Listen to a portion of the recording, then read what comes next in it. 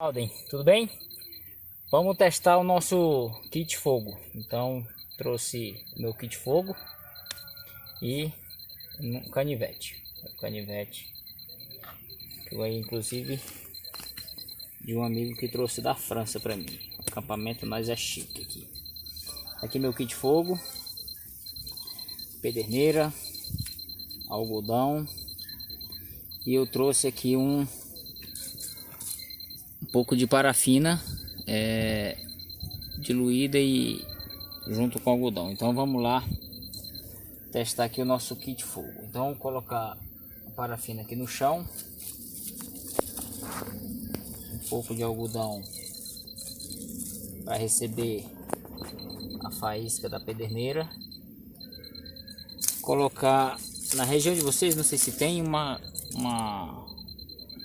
material que é muito bom para iniciar o fogo, é eucalipto, folha de eucalipto.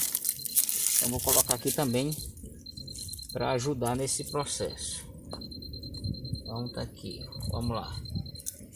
Então vamos riscar nossa pederneira com canivete.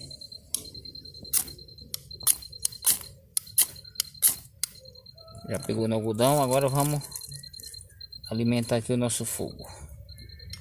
Tô pegando já no eucalipto. Vê como é fácil. Agora vamos aos poucos alimentando com o graveto.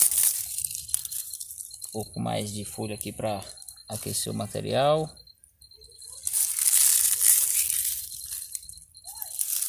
E é isso, galera. Vê como é fácil e rápido para acender o fogo de uma forma mais primitiva. Se você gostou, dá aquele joinha no vídeo que custa pouco para você, muito importante para nós. E viva o Alden!